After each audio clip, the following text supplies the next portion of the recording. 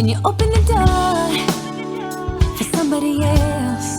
Welcome into the Vaccine Conversation with Melissa and Dr. Bob. This is a special episode that we're going to talk about a couple aspects of the coronavirus vaccine. A couple things we've recently learned and people are talking a lot about, and I find very fascinating, is the newly developed messenger RNA vaccine. You know, the mRNA vaccine. It's a brand new technology. They've never made any vaccines using this technology before. And there's one company that is trying to utilize this technology to make one of the first coronavirus vaccines. Well, you know, it's funny. We should be excited when something's new, like, oh, they've never done this I know. before. But when it comes to like Vaccines. something you're going to be injecting into yourself to create an immune response with all these different adjuvants, preservatives, or whatever is going to be in there, the idea of like new, we've never done this before, to me is like red flag, red flag, Yeah. red flag. I mean, how many dystopian, post-apocalyptic sci-fi movies have been made based on this premise. And we've got this great medical treatment, this new discovery. We're going to inject every human on the planet with it, and then boom, something goes horribly wrong. And it's it's sci-fi, it's science fiction, but it's not real. That never happens. I know that really concerns me that they're using a completely new technique, and not just something they're injecting into you, but something they're injecting into you that's designed to tell your cells, the protein building and the genetic components in your cells, telling your cells how to start making a viral protein. That is so bizarre to me. I remember and Bill so Gates far-fetched. in his personal blog, he was just like, when he talked about this technology, he's like, it might not really work very well. So he's like, we're using this brand new thing, but it might not really work very well. I'm thinking, well, that's the problem. And you want to do this to 7 billion people? Yeah. Like, that's an issue for me. Yeah. Well, something I just saw yesterday is the company that is utilizing this technology, Moderna, is it called? Moderna, I think. They apparently, according to a totally separate company, Moderna did not develop this mRNA technology. A totally different company did. They developed the technique on how to create an mRNA vaccine. Now, Moderna is utilizing that technology to make the vaccine. And so this other company sued Moderna for violating their patent on this technology. And that other company so far won in court. The judge sided with this other company saying, no, Moderna, you are violating their patent by utilizing this technology. So they're going to have to obviously strike some sort of deal or come to some sort of understanding with this other company if Moderna is going to move forward with making this vaccine. And it's just so fun to have lawsuits in the middle of production of the most highly anticipated vaccine of our time that, they should be focusing all on safety and efficacy at this point, not dealing with this kind of stuff that, is going to bog them down. Yeah. So what's so concerning about this kind of new vaccine technology is, as everyone knows, classic vaccines are either the living version of the germ or a killed version of the germ or proteins that coat the germ. Mm-hmm. Those things are injected into you and your immune system sees them as foreign and your immune system attacks them and creates antibodies to those substances. And that's the classic way that we make vaccines. This new technology is really scary. I basically just want to take a little bit of time to explain how they're doing it. And because I think this hopefully will concern you, the idea of injecting this kind of thing that's going to affect you on a cellular level. It's just super concerning. So basically, they make the vaccine that has portions of the COVID viral RNA, all right? Everyone knows what DNA is. That's in your genes, and that's your genetic code, and that's how your body, makes proteins and tells your body what to do, and every aspect of how your body functions. It's all based on your DNA.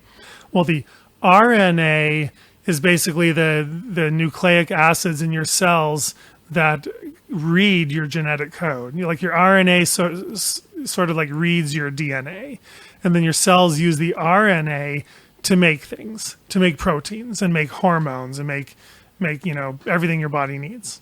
All right. So some viruses have their own DNA, but some viruses don't even have DNA. They instead just have RNA. They don't even use DNA. They just go right ahead with RNA to make all their proteins and everything. So what they're doing here is they're taking a little bit of COVID RNA called messenger RNA, and that RNA is basically a code on how to make a protein. So then what people are working on is the scientists are putting that RNA strand into what they call a slippery pod made of lipids, which is basically fat. They surround it with a fat coating, all right? And then that's what's going to be injected into you. You get this, these little fat globules injected into you. The fat coating allows these little globules to enter your cells. Your cells are going to take in the fat, the fat globule. They're going to break down the fat, and it's going to release the messenger RNA, the COVID messenger RNA strand. It's now going to be inside your cell. And the mRNA is going to go to the parts of your cells where all of your own messenger RNA goes. Like you have your own cell, you have your nucleus, it has your DNA, your own messenger RNA is reading your DNA, then your own messenger RNA is going to the part of your cells that's going to make the protein. Well, lo and behold, the COVID mRNA is now going to compete for that and go to the parts of your cell called the ribosomes. And the ribosomes are going to read, as they're reading your own body's, messenger RNA to make your own proteins, they're also going to read the COVID viral RNA and start making COVID proteins. They're going to make what's called spike proteins. These are the proteins that surround the COVID virus. These are the proteins that your immune system reads and the proteins that your immune system attacks when it sees the real COVID virus. And your cells are going to be filled with these proteins. Your immune system is going to see all these proteins, and you're basically going to generate antibodies to all these COVID spike proteins that your own cells are generating. And that's sort of the end of the story. Basically, that your cells will generate all these, your immune system will react to it, and you'll develop measurable antibodies. That's the theory. To me, that goes so far beyond what classic vaccine technology does that you're messing with how the genetic mechanism in your cells work, and you're competing with your own, what your cell's trying to do on its own. And is all that viral messenger RNA somehow gonna disrupt your normal cell function? But even more so is sometimes viral DNA and viral RNA sometimes will accidentally get incorporated into your own cell's genetic code, your own cell's DNA. And is there going to be some sort of weird interaction between our own natural DNA and RNA and this foreign viral RNA that we're injecting? To me, I'm just very uncomfortable about it. And I think the potential to really screw people up on a genetic level, I think, is there. The potential is there. I think it's hard to ignore it. So to me, it boggles my mind that there's this brand new technology in this Moderna vaccine that they are rushing. They're rushing the research, and they're gonna, will they even mandate this kind of vaccine for certain people and mandate an untested brand new technology that we know little about? And this vaccine is not going to go through the 4 years of safety research that vaccines are usually supposed to go through. And they're even going to accept a very low level of efficacy, 50% efficacy, and that just that scares me way more than if this was just like a regular vaccine, like a kind of like a regular COVID vaccine using like some of the flu vaccine technology or some of the other vaccines that we know how to make already. Just such a brand new technology that messes with your own DNA and makes your own DNA start producing these spike proteins from the COVID germ. That just creeps me out, thinking my own cells would be like manufacturing spike proteins. I mean, does that freak you out? I don't know. Well, I think it kind of echoes a lot of people's concerns about the fragments of DNA and things like that are already in vaccines, where you've got human DNA, animal proteins and DNA. These are things that can alter your body in ways we're not really entirely sure of. Right. And it could be in a way that basically turns your body on itself and really instigates autoimmune reactions, which I think the whole concept of autoimmunity is relatively new in the scientific world. A lot of people don't understand because a lot of these symptoms, when people come to their doctor saying, I'm feeling these different things, these autoimmune reactions, a lot of it's vague. A lot of it isn't the same thing for each person. It kind of looks different for everybody. So it's sort of hard for them to pinpoint, hard for them to treat, hard for them to fix. And we know for many, many decades, there were women that were having disorders that, doctors were they were just calling them hysterical, but they were autoimmune reactions that they were having that turned out to be totally real. It's just, it wasn't in a classical medical definition. And so I think autoimmunity is risky because we know so little about it and it can look so different for each person. And there's not always a direct way to solve it or to fix it. And that's a little bit scary to me because the way I kind of look at vaccine reactions it's a level of toxicity that basically just goes too far based on the individual, and it manifests itself differently, and it's causing toxicity, and it looks different for every single child. And because of that, it also can look like an autoimmune disorder. These reactions are all over the board because it manifests differently. Right. So my concern with new technology, and the same thing, like I said, with aborted fetal fragments or DNA, human DNA, we don't know what it's going to do. We don't know how it's going to alter the internal chemistry and the way our body responds to itself. And that's even more dangerous because a lot of those autoimmune disorders are chronic lifelong disorders that come on very slowly, and you don't know about them right away, so you might not be able to treat them right away. And most people I know with autoimmune disorders, they had to rule out 18 other things before they figured out what it was. So it took them a really long time dealing with these awful symptoms until they could finally get any kind of treatment. And again, it's relatively new. Well, with the new technology, why would you want something new rushed, first of all? Right. Why would you want this to be the time that you force 7 billion people to do it? Because we know they want compliance with everybody, ideally. And we know there's a chance this could be an annual vaccine. Why would you choose now as the time to do some type of new technology like this when everybody's lives are on the line? We're not talking about starting this in a subset of the population. They want this universally given to every man, woman, and child, every baby, every elderly person. Everybody would have to be subject to seeing if it works. And this seems like the worst possible time to have such a large-scale experiment, perhaps the largest scale experiment we've ever had. It's a with good a point. vaccine. Yeah. This is the wrong time to try something new, in my opinion.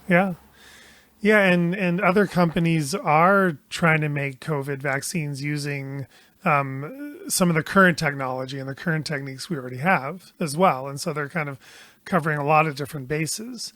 And for some reason, this one, brand new approach just, it just bothers me. But, we'll see. I mean, we don't know for sure it's going to be FDA approved, but it likely will be, because all they have to do is prove that it generates antibodies.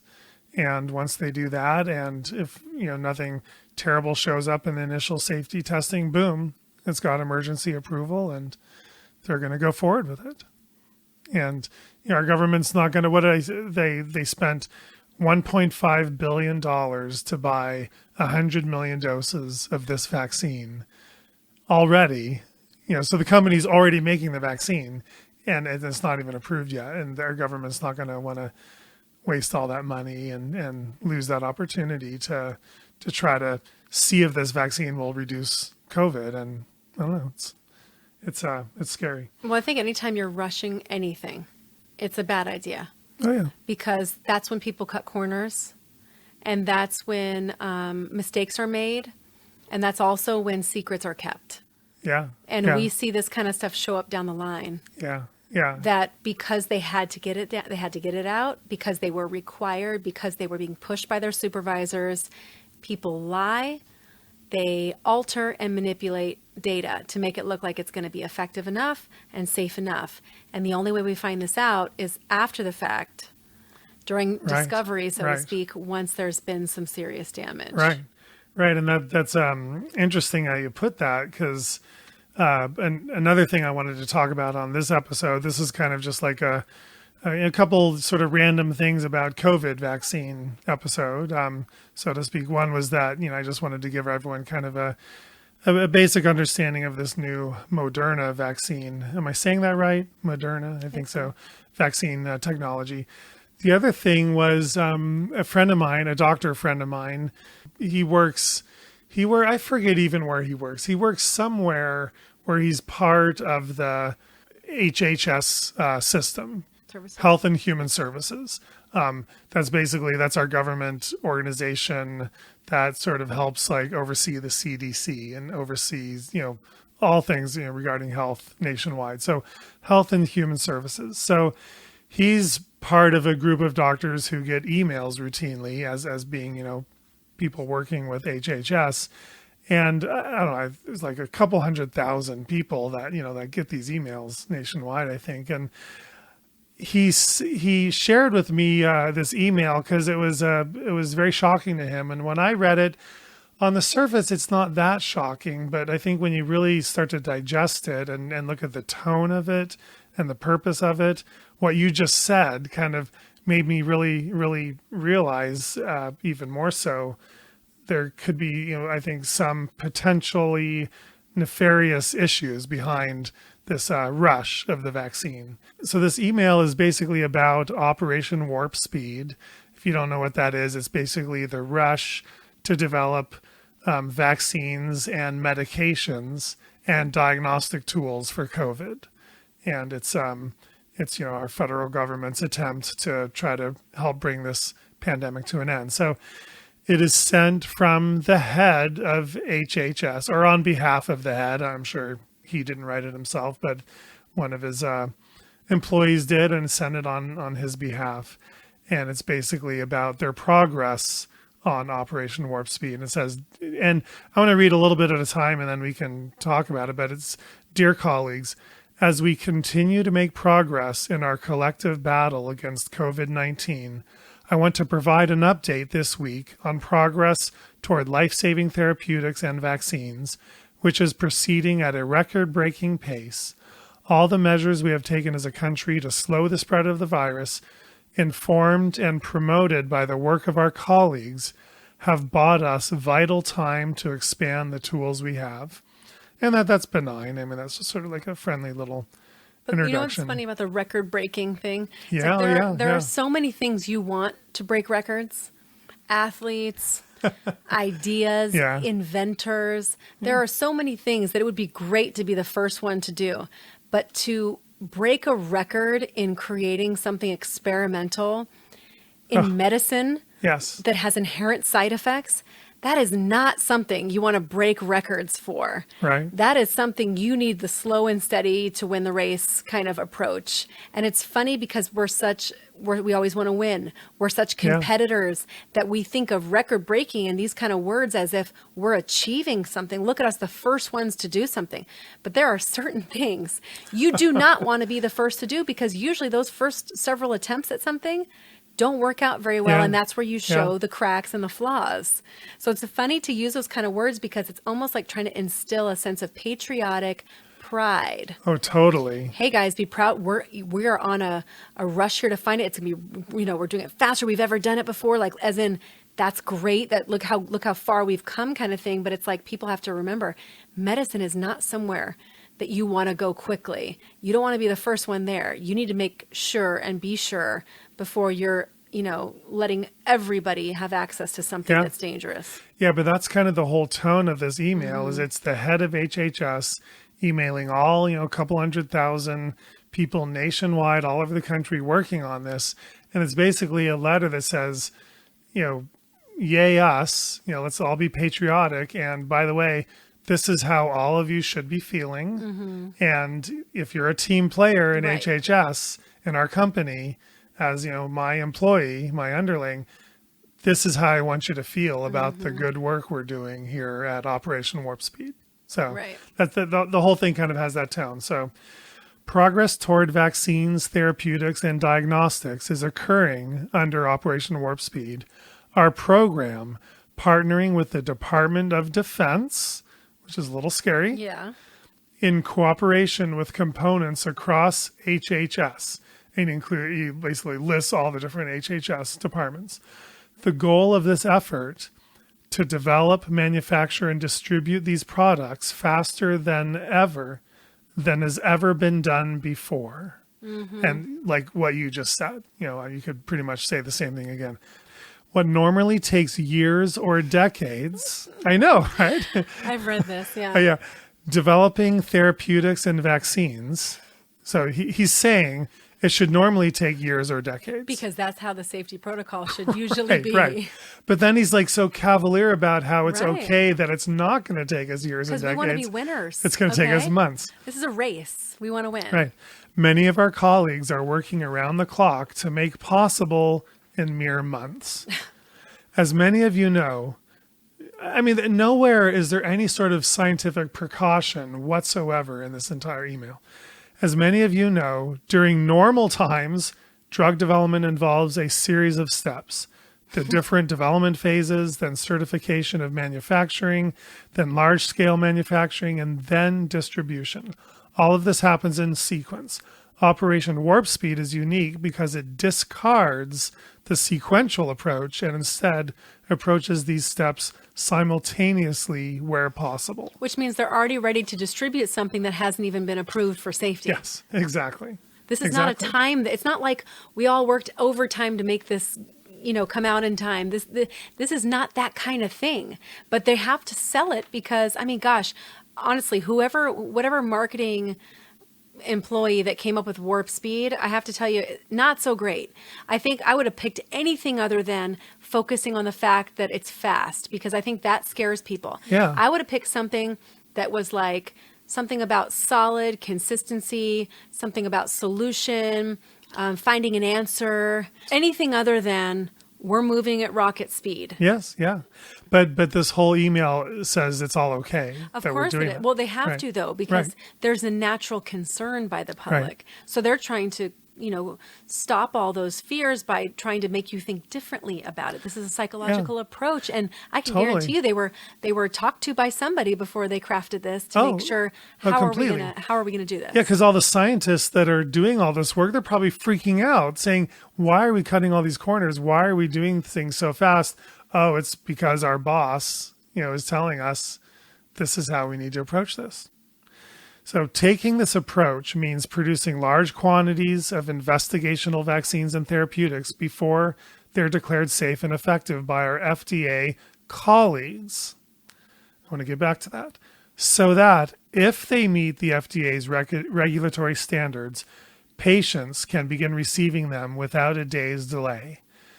The way they word this really scares me because he's basically saying our FDA colleagues, which he already listed in the list of the different HHS departments that are on board with this, again, working with the Department of Defense that, tends to, sometimes throw caution to the wind in the interest of national defense and national security. Basically saying, don't worry, our FDA colleagues are going to approve these or approve most of these because they're our colleagues. Right, they're in this together, email right. too. And They're not he almost independent. didn't need to bother saying so that if they meet the FDA standards, almost like when they meet the FDA standards, is the way I interpret this. I think there's a subtly putting that in there. So any scientists that I think have ethical problems with this are going to maybe think, okay, well, at least he's still waiting for the FDA to approve this. And I don't know, it bothers me a little bit. So producing products before we know they can be distributed is a risk we're willing to take. He doesn't say producing products before we know they are safe. He says producing products before we know they can be distributed, which is a totally different thing. Well, he's talking about this like it's a T-shirt. We're moving so fast, record breaking. We're going to produce this, get ready to distribute it faster than we've ever produced and distributed T-shirts ever before. Right, and that's his concern. They won't be able to distribute them. He does not concerned whether or not they're safe. Whether or not they're going to hurt all the people wearing them. It's a risk we're willing to take and a cost we're willing to bear to end this pandemic as quickly as possible. It's all for, for the good of the people, of course. It also makes this perhaps the most ambitious public-private partnership in the history of our department. So I'd like to know, I guess the public aspect is all of HHS and the Department of Defense. The private part of it is industry, that the government is throwing these, billions and billions of dollars at, of guaranteed, well, we'll buy all this product from you. Don't worry. We're going to pay for you to study it and make it, and we'll buy it all for you.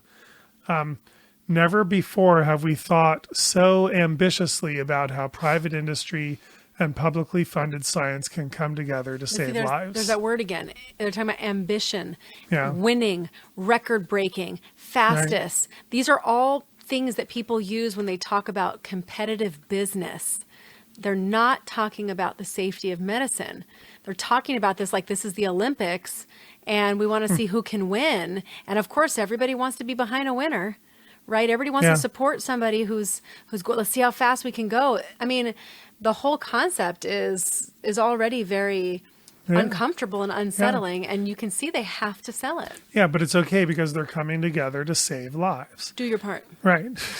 We are selecting, and this is kind of what I was getting to a little earlier. We are selecting a portfolio of therapeutic and vaccine candidates that cover different approaches to the virus and multiple candidates within each approach, to hedge the risk that not all candidates will make it to the finish line. Again, so you see the finish line. You're you right. You see all these words. This is all part of these analogies they're using because everybody believes in somebody like that. This is like psychological manipulation. Yeah. This is so crazy. It's funny. People don't even pay attention to this stuff when they're reading. They don't see it, but it's all by design. This is all by design. I mean, you read this email, you want to stand up from your desk and cheer and, fist pump everybody and start running around the hallways so you can join, the race to the finish line. It's so subliminal. It is very interesting. You're right. We are, the criteria for both vaccines and therapeutics are similar. We are choosing candidates that have already shown some promise in animal models or early stage human studies, that are already far along in the development process, that have the potential to rapidly scale, and that are part of a reliable scientific platform that we believe can deliver results. So that doesn't so much speak to new vaccine technology, but current technology. Therapeutic clinical trials can produce results within a matter of weeks. Can you imagine a vaccine trial in just a matter of weeks? You're right. All they have to do is find 1,000 volunteers, inject them, and test their antibodies. Mm-hmm. That's all it takes. So he's right. You could get results within a matter of weeks. And it is possible to have hundreds of thousands of doses produced by this fall. We are supporting therapeutic research and development work on two fronts. First, we're developing therapeutics that attach the virus, like antivirals and monoclonal antibodies, convalescent plasma. Second, we're researching the best way to use existing therapeutics that can save lives by modifying our body's immune response, such as anticoagulants and steroids. I'll skip a little bit here. We have seen early success with several therapeutics that are saving lives. Already, they talk about using remdesivir, an antiviral. They've bought 150,000 courses of this medication to distribute, even though the studies only showed it shortens hospitalization stay by just a few days. I mean, the studies so far are showing it barely helps. Well, then why are they so against HCQ? Yeah, well, don't get me started. But I mean, if the one thing they're allowed to promote doesn't even have any evidence on it, then how is it that they're able to totally discourage anybody from using something that does have some evidence that says something positive? I don't know. Through this effort, the first shipments of remdesivir were sent to states this week, and this is actually a couple months ago already now. I'm going to skip this about, so they're talking about therapeutics, and they put in $450 million to buy a bunch of monoclonal antibodies from Regeneron. If it's successful, the company estimates will have 70,000 or as much as 300,000 treatment doses available by early fall. So again, they're devoting tons of money to a monoclonal antibody that may or may not even work. Progress continues at a record pace on vaccines as well. And this is what I wanted to get to. With our announcement last week of support for Novavax's candidate vaccine all the way through manufacturing, we now have 4 announced agreements with companies on vaccines. And they're doing their portfolio approach, doing 3 different types of vaccine technologies. The messenger RNA, which they call the fastest that they could produce and the most ambitious. Virus-based vaccines, which is also ambitious but already proven to work well. And protein-based vaccines, which is a common, well-tested approach. So they're using 3 different vaccine technologies. They've already purchased hundreds of thousands of doses of each of these different vaccines, hundreds of millions of doses of each of these vaccines. And they've spent billions of dollars on all these already, hoping 1, 2, 3, or maybe all 4 of them will work out. That's all my paraphrasing. Okay, so last week we announced that we've begun recruiting volunteers for large-scale vaccine trials. They'll use their existing networks through the National Institutes of Health. They're actually utilizing some Native American peoples for these vaccine trials, which a lot of people are also find very concerning. If you're interested in participating, you can sign up, and it gives you the website. The entire HHS family has played an integral role in getting us to this point on vaccines and therapeutics. You've helped build institutions like BARDA, which is playing a major role in executing this historic project. So BARDA is the biomedical technology part of HHS, and I guess it's a new branch of HHS because they said you've helped us build it, but they're all about the biomedical technology, this kind of new technology. You've been doing the research behind much of the science we have on how to defeat this virus.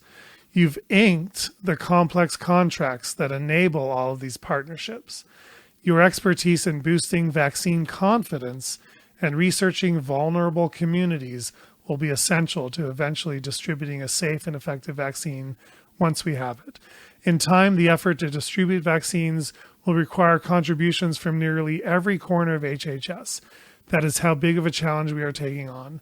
I'm grateful for your work so far, and I look forward to sharing more progress on this effort from our colleagues as we move forward this summer and fall. And it's from the head of HHS. I don't know that there's a lot of bad or nefarious stuff in there, but for me, it was basically the whole tone, like you pointed out. Right. Our department, who's in charge of developing these therapeutics and vaccines, and I guess I'm more concerned about the vaccines, is just this tone of you have to be a team player. We're all in this together. We're working for the finish line, and it's okay to rush all this, and don't worry. We're gonna make this happen, and the public, and our soldiers, the military, they're going to be the first, to get injected with these vaccines, and they're already injected with so much, but and certain cultural groups, like you're saying, were saying, I saw them saying in the Black community they were going to try to be one of the places they're targeting, and like you're saying, they're doing some testing on Native American communities. It seems a little odd to be targeting any cultural community, to be honest, or any racial demographic. It seems like they should be doing only people that voluntarily want to try this and go this route. They shouldn't be targeting anybody, because when they do that, they use manipulative language to convince them they're at more risk and this is going to save their lives. They don't give them all the information. A lot of times they go into poor communities and do stuff like this where they're not able to really get informed consent. They're not able to research and get that information, and they sort of take advantage of communities like this, which is concerning. Yeah, but it's also concerning that the Department of Defense is involved in this.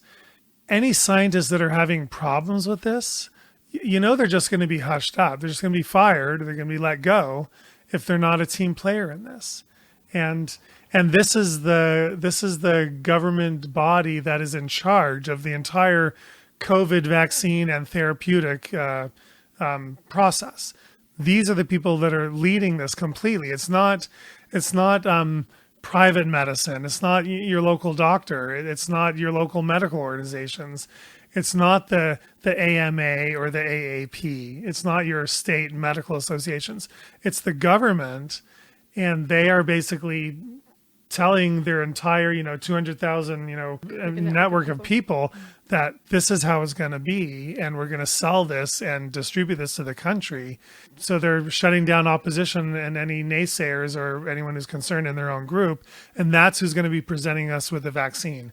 It's not like a company that's been working on this for 10 years and they've gone through all the regular channels, and they're hoping then to sell it to the public. It almost makes me a little more concerned that it's the government that is now going to be trying to push this on the public, not even the pharmaceutical companies. It's almost like the government is taking it out of their hands, buying it all from them, and they're going to turn around and distribute it free of charge to the whole American public. And that creeps me out. Well, it kind of feels me. like we're in a state of war, right? Yeah. It's almost like they're responding in a way like this is national security, so we've got to step in and do all this kind of stuff. And it really, again, medicine should be individualized for each person. It should be an option, a choice. You can't do that when they make these widespread plans and programs, because they're expecting everybody to get on board. I know. And I'm not going to make this email public, but, it may end up going around somewhere on the internet. But, I know a lot of people are sort of like concerned that President Trump is really pushing this vaccine and pushing Operation Warp Speed. And we don't want to, of course, get political, but I guess from what we've seen looking at Republican Party vaccine policies versus Democratic vaccine policy, I think everyone wants a vaccine. Both parties want a vaccine equally. Or want it available. Right. They want it available. Want that everybody has to have it, but they want it available. So for those who want it. Right. So the vaccine's going to happen no matter who wins this election, no matter who's in power, who's in control. The vaccine's going to happen one way or the other. I think the question is, who do you want to be in charge of making vaccine policy when it comes to COVID? President Trump, he's already said this will be a free choice. We're not going to mandate this. There's not going to be any federal mandate. States could have the power to mandate this, though. So I think people need to take a look at who do you want to be in charge of COVID vaccine policy moving forward. Even though, yes, this is being rushed, I think whoever was in office right now would be rushing this. I think it's rushing almost regardless of the politics. I think people have to understand the way this all works too. When you have a situation like this and you've got a big portion of the population that is still afraid of this, that's still wearing masks and loves vaccines right. and really is going to feel safer with the vaccine, or in their minds that nothing can go back to normal until there's a vaccine. Right. When you have that belief system existing in the country, whether you agree with that or not, unfortunately, sometimes you have to play ball. You have to do what people expect of you, and it could be for optics. This is how politicians work. When I saw people, I'm not like a huge Trump guy, but I'm certainly not a Biden person either. But when people initially heard Trump, like you said, talking about vaccines, there's all this criticism. Wait, what? I thought he was on our side. It's like, listen, you have to know how the game is played. Right. This is politics. If you're a CEO of a company, you have to do and say certain things that could be totally different than your personal belief system, but you do it for the brand of the company and for your customer base. So he's not unaware of the fact that it's an election year, and he has to think about all the people who may, not just Republicans, but Democrats who believe in something. He has to act like he supports and at least will offer that to what is the majority. That's the truth. It's the majority of Americans. They feel that they're going to want a vaccine. They believe in vaccines. They're scared of this. The majority of Americans are scared of COVID and are happy to wear masks because they think people that don't are, irresponsible and spreading this everywhere. More than half of the nation is completely uninformed. More than half of the nation does not do their own research. I mean, a huge portion of our population is just believing what they believe. So when you're a political leader, and it's like being a CEO of a company, like I said, this is business. You have to keep everybody happy. And there are certain things that you will, put your feet down. This is not one of them. Right. This is too controversial. He's not going to be a president that says, we don't need a vaccine. Vaccines are dangerous. Yeah, blah, blah, blah. or let's get a COVID vaccine 4 years from now. Because they're going to put it through the regular process. It cannot happen. Right? His goal is make people feel more comfortable. This is what people are going to feel more comfortable with. He wants people to think that he is offering them security during a time of discomfort. This is the type of security most people need. I don't particularly need that kind of security, but some people do. I think the biggest problem is people do not know how to step backwards and see the big picture. Don't listen to every single word and go, oh, that means this, that means that. It's all part of a larger thing. And sometimes people's hands are tied. And you know what? He may absolutely be, let's say he was a supporter of vaccines. It doesn't matter as long as he also honors the right to choose and not mandate medical procedures. Right. You can't expect everybody to agree with you on everything. I cannot tell you how many times I've posted something and somebody's like, oh, yeah, but I heard he believes in this environmental policy, or I heard whoever, not Trump, but whoever the person I share. It's like, do you guys really think that you're going to agree on every little aspect of every little thing with every person? No, you're not. There are certain things that are more important to you, though, and those are the ones that you want to align with people on, no matter what they're, the entertainer, politician, whatever it is. You cannot, it's so funny that as soon as one thing's off, people want to go against somebody. Like people were criticizing Bobby for supporting his nephew, who's a Democrat, and because Democrats support vaccine policy, everybody's like, oh my gosh, how could he do that? Doesn't he know that he's supporting that? It's like, it's his nephew. Like, it's also his family. There are certain things that we can agree with people on and certain things that we can't. It does not mean it's an all or nothing thing. And I think people sort of lose sight of that. This is a bigger picture conversation. This is not just about one thing that said. You're not going to agree with everybody on everything. That's a fact. That is an absolute fact. So what we should be practicing is some level of tolerance, some level of the ability to allow people to have different viewpoints, whether that be on religion, politics, whatever, as long as you're not forcing and pushing and mandating somebody else against their will to take part in things for themselves or their children or their families that they don't feel comfortable with, especially medicine. That's all that really matters. Yeah, and how scary would it be if the products of Operation Warp Speed, produced by this administration, then get turned over to a completely different administration who's part of the pro-vaccine mandate agenda. Yeah, for sure. And gosh, that would be incredibly concerning. So I don't know. We'll know pretty soon, right? Yeah. We'll know in like 6 weeks. But anyway. So yeah, I thought this was pretty interesting, and thank you for shedding some of those ideas on this. I feel like you made me realize there's even more in this document than I thought already. So anyway, we will keep you up to date if we hear more about this kind of thing. But anyway, guys, thanks for coming back with us, and we are happy to be back. And I think our episodes coming up might continue to be a little less frequent than they've been, than they usually are, right? Because we're on a semi-break. This isn't like a total official break. We're on a semi-break, but we will hopefully be back with actual dates to tell you for our visit to Texas, like we told you about on our last episode. And as soon as we know, you guys will be the first to know. And I don't know, anything else?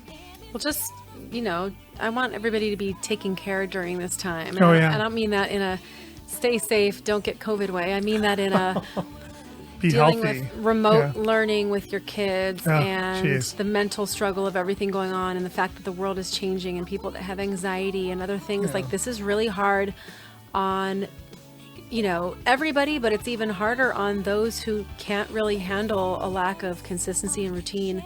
And a lot of times that's children. So there are a lot of people suffering right now. So I don't ever want to forget that part of it. Like, we can go back to business as usual and have a podcast as if this is not all happening, but it is all happening. And as soon as somebody's done listening to this, they have to go back to the reality of whatever upside down world that they may be living in. So I don't want to end it without acknowledging everybody that's in that circumstance. And it's many of us. And you know what? It's awful. And that's one of the reasons why we're so excited to get back to in-person gathering with our podcast tour, because we want to meet and be together and connect with everybody, because I think we really need that more than ever right now. Yes, we do. Great, you guys. Well, we will see you next time on The Vaccine Conversation. We're gonna be the peace we wanna see in the world. Yeah, be the peace we wanna see in the world. Yeah, be the love we wanna see in the world. Be the joy we wanna see in the world. Be the change we wanna see in the world.